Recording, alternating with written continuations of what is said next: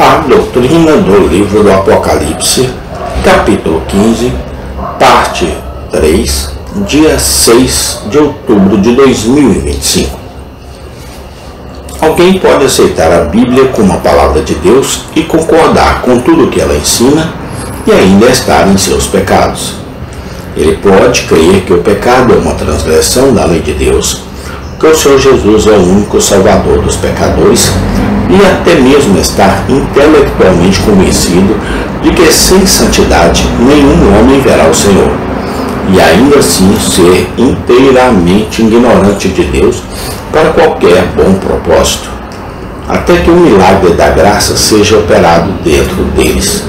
O estado e a experiência de todos os homens e mulheres, espiritualmente falando e ouvindo, você ouvirá e não entenderá. Vendo, você verá e não perceberá. Eles não podem fazê-lo até que o véu do orgulho e preconceito, carnalidade e interesse próprio seja removido de seus corações. Pela graça de Deus, a alma deve ser divinamente renovada antes de ser capaz de aprender as coisas espirituais. O leitor e ouvinte cuidadoso terá notado que a tradução marginal de João 3,27 é: um homem nada pode tomar para si, a menos que lhe seja dado do céu. Ele deve primeiro receber uma disposição para fazê-lo. Que palavra foi a de Moisés aos israelitas? Vocês viram tudo que o Senhor fez diante de seus olhos na terra do Egito? Mas o Senhor não lhes deu coração para perceber, nem olhos para ver, nem ouvidos para ouvir, até o dia de hoje? Deuteronômio 29, 2-4. Eles não levaram a eles as implicações do que Deus havia feito para lucrar com isso. Muitos têm forma do conhecimento e da verdade na lei. Romanos 2,20. Em suas cabeças, mas são totalmente estranhos ao poder dela em seus corações. Por que isso acontece? Porque o Espírito Santo não fez uma aplicação eficaz de isso para eles. Eles não receberam nenhuma revelação interior disso em suas almas. Vamos fornecer uma ilustração específica. Porque eu estava vivo, em minha própria estima, sem a lei uma vez. Mas quando veio o mandamento, reviveu o pecado e eu morri. Romanos 7:9. Desde a mais tenra infância, Saulo de Tarso estava completamente familiarizado com as palavras do 10º mandamento.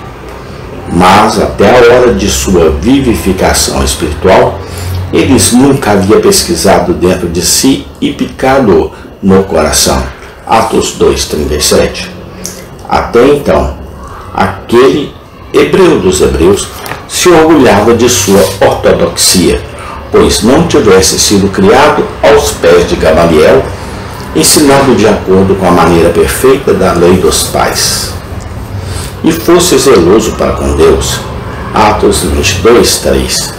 Consciente no cumprimento do dever, vivendo uma vida irrepreensível, tocando a justiça que há na lei irrepreensível. Filipenses 3:6. Em sua caminhada exterior, ele estava completamente satisfeito consigo mesmo. Mas quando o Espírito de Deus aplicou à sua consciência essas palavras, não cobiçarás, sua complacência foi rudemente quebrada. Quando Deus lhe deu graça para perceber e sentir a espiritualidade e o rigor da lei divina, que proibia interiormente luxúrias, todos os desejos profanos e irregulares, ele foi convencido de sua condição perdida. Ele agora via e sentia um mar de corrupção em seu interior. Ele percebeu que estava condenado diante do tribunal de um Deus santo, sob a terrível maldição de sua justa lei, e morreu para toda autoestima e justiça própria. Quando a lei foi divinamente trazida à sua consciência com poder destruidor, foi como um raio do céu. Ferindo-o com remorso, ele se tornou um homem morto em suas próprias convicções, um criminoso condenado com justiça.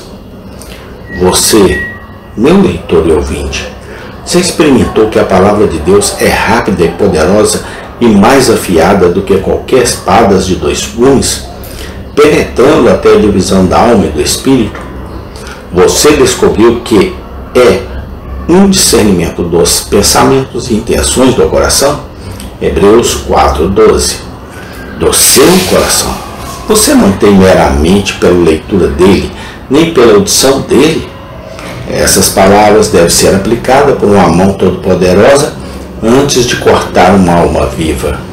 Só então ela é a espada do Espírito. Quando ele o dirige, e somente pela bênção e anuência do Espírito, que a palavra é feita para produzir seus efeitos vivificantes, penetrantes, esclarecedores, convincentes, transformadores e confortantes sobre a alma de qualquer homem. Somente pelo Espírito a supremacia da palavra é estabelecida na alma, e pelo seu ensino que é transmitida uma apreensão real da verdade, para que o coração fique verdadeiramente maravilhado e solene, fazendo-se sentir a autoridade e a majestade da palavra. Só então qualquer homem e mulher percebe a vasta importância e o valor infinito de seu conteúdo. Pela obra interior e testemunho do Espírito Santo, o regenerado tem uma fonte pessoal e infalível de evidência para a inspiração divina e integridade das Escrituras, a qual o não regenerado não tem acesso. A vida espiritual é seguida pela luz divina que brilha no coração, de modo que seu sujeito favorecido percebe que as coisas estão com ele exatamente como são representadas na palavra. O Espírito faz uso de sua própria palavra como um vínculo para comunicar a instrução. A palavra é o instrumento, mas ele é o agente. A santidade de Deus, a espiritualidade de sua lei, a pecaminosidade do pecado, seu próprio perigo iminente, são agora descobertos à alma com uma clareza e certamente que excedem em muito conhecimento mental que ele anteriormente tinha deles, como uma demonstração ocular excede um mero relato das coisas. Pelo ensino do Espírito, eles obtêm pessoalmente pensamentos radicalmente diferentes de Deus, de si mesmos, do mundo da eternidade, do que jamais teve antes. As coisas não são mais gerais e impessoais para ele. Você é um homem. Tornou-se a convicção de sua consciência. Ele não mais desafia aquela terrível acusação. A inclinação da carne é inimizade contra Deus e não está sujeita à lei de Deus. Nem mesmo pode ser. Romanos 8:7. Pois ele está dolorosamente ciente do fato terrível de que ele tem sido um rebelde ao longo da vida contra o céu. Amém. Tem continuação. Obrigado a Deus, porque até aqui o Senhor tem nos abençoado e nos ajudado em tudo. Amém.